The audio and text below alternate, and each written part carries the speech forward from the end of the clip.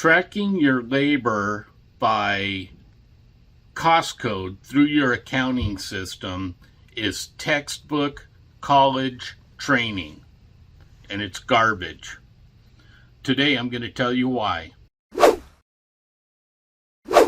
Okay, as usual, the link to the free training is down in the description. Surf to my website, sign up for it. Look, I'm trying to straighten this industry out. You know, these contractors and these project managers think they can manage their projects from the office level, and they're full of beans.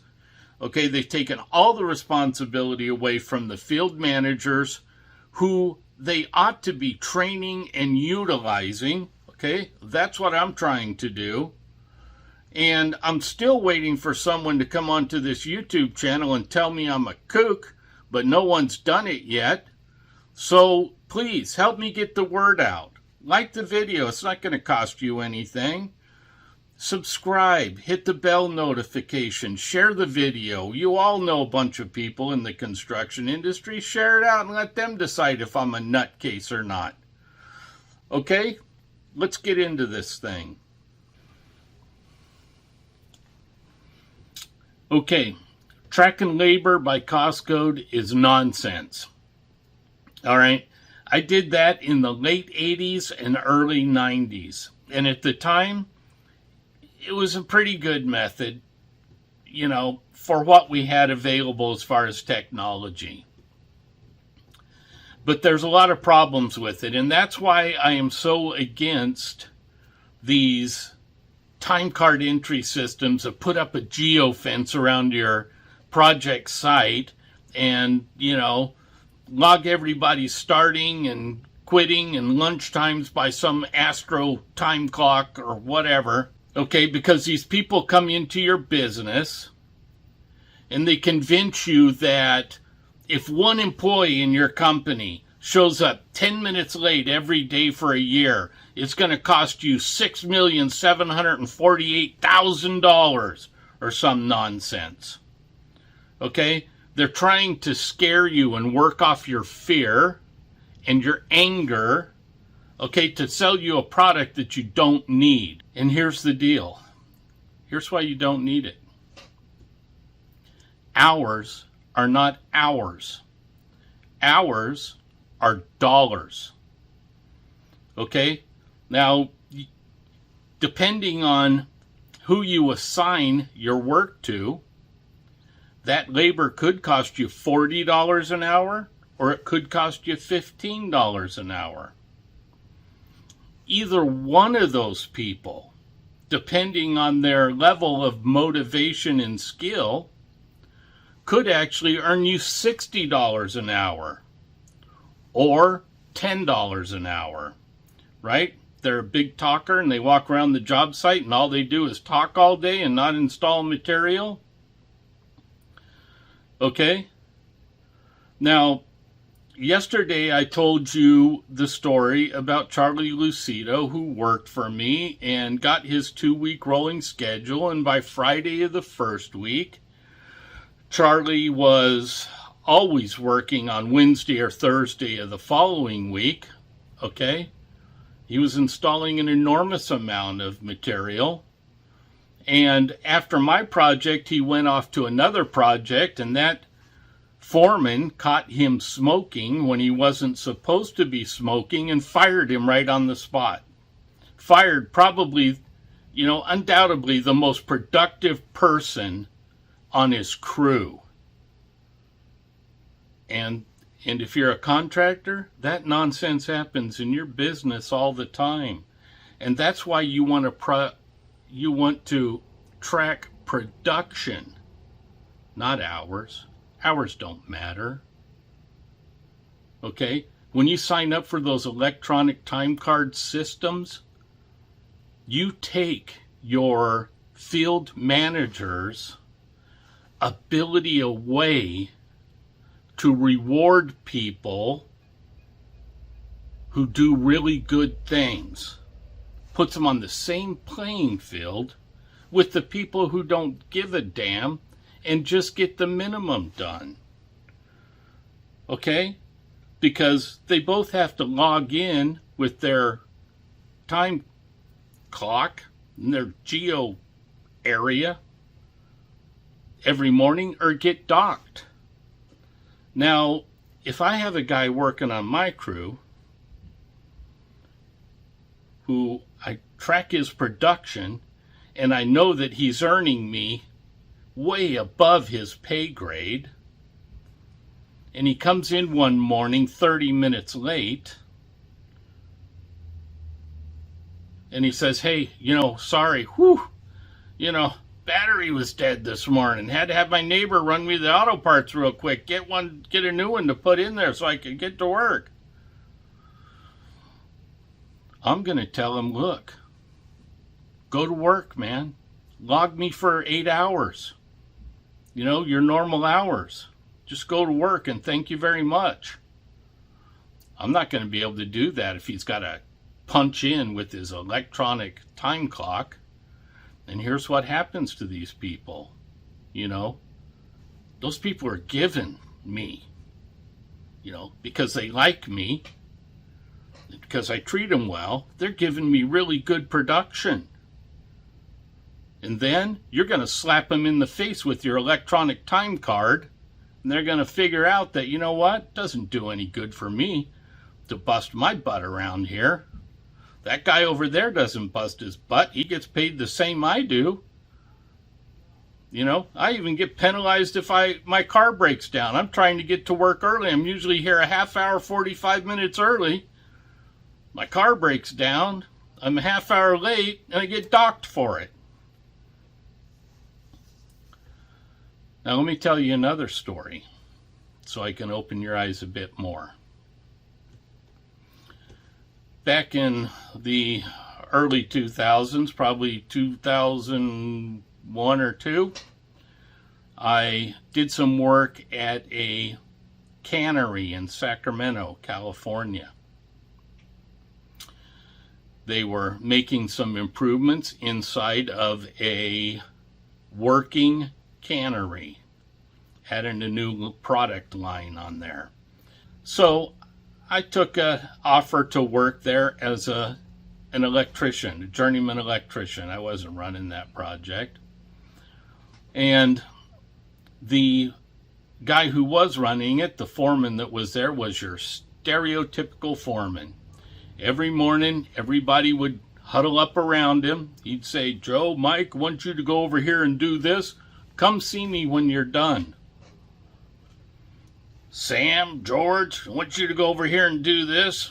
Come see me when you're done. Now, what happens when you tell someone, come see me when you're done?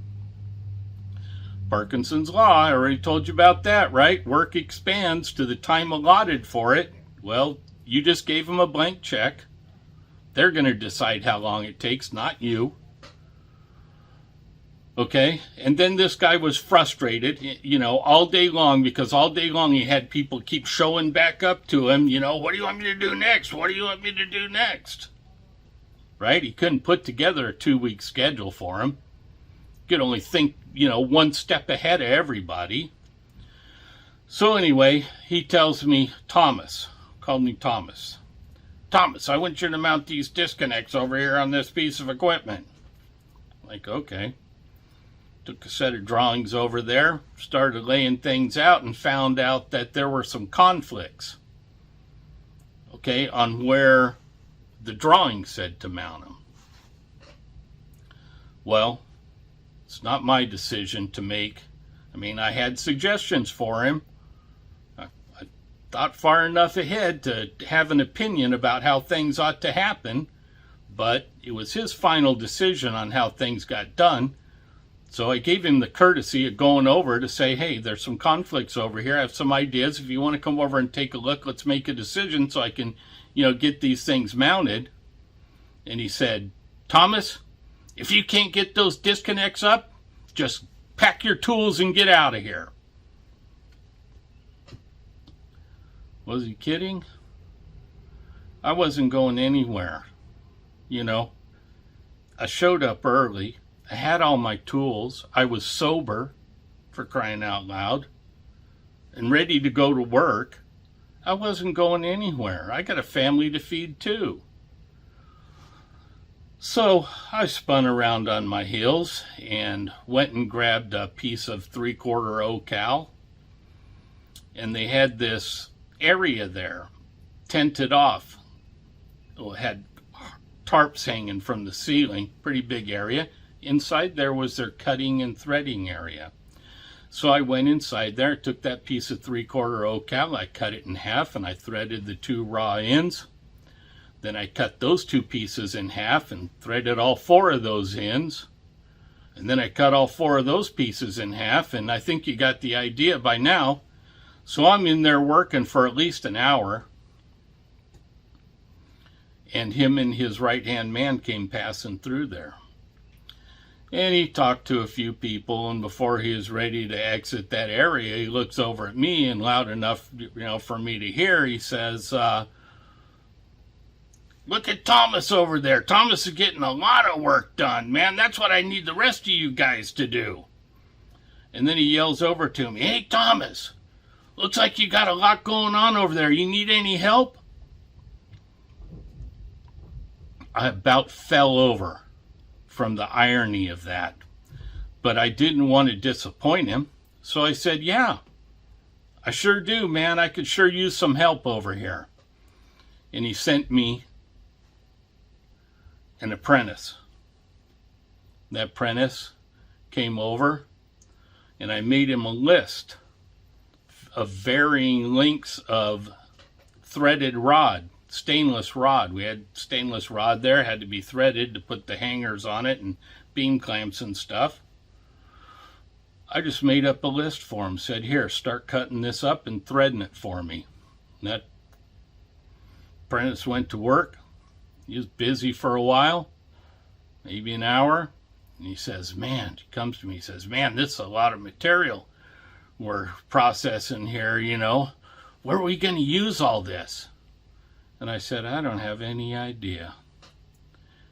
And he said, oh man, don't do that to me. Don't do that to me, man." And I was like, "You just do what you're told and don't worry about it." We were probably in there 3 hours, maybe 4, before I finally decided, to go test the water with him again and see if he wanted to give me some information or not. I didn't have access to RFIs, writing RFIs, and to engineers and, the general contractors project manager. That wasn't my job. That was his job. But I spent a good 4 hours and probably a good 3 hours of an apprentice's time doing absolutely nothing, making little ones out of big ones. That guy didn't even have a clue. Okay? This is the type of nonsense that goes on out on your projects.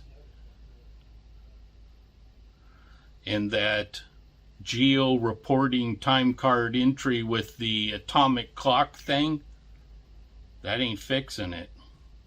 Okay? You got to track your labor in order to know what your production is. And you need to give employees specific tasks with time limits associated with them.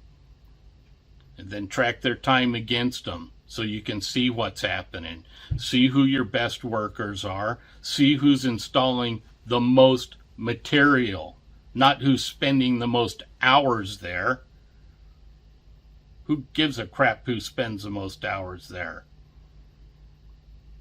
I don't care about that. I want to know who is installing the most material while they are there.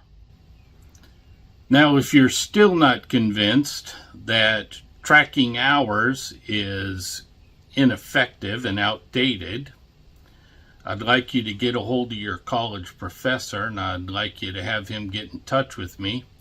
We'll come on here, we'll do a live event, and I will put my high school education against his PhD, and we'll find out who knows more about making money on a project. Okay, I appreciate you guys, and I thank you very much for checking out my videos. I would really appreciate if you'd hit the like button. Thank you.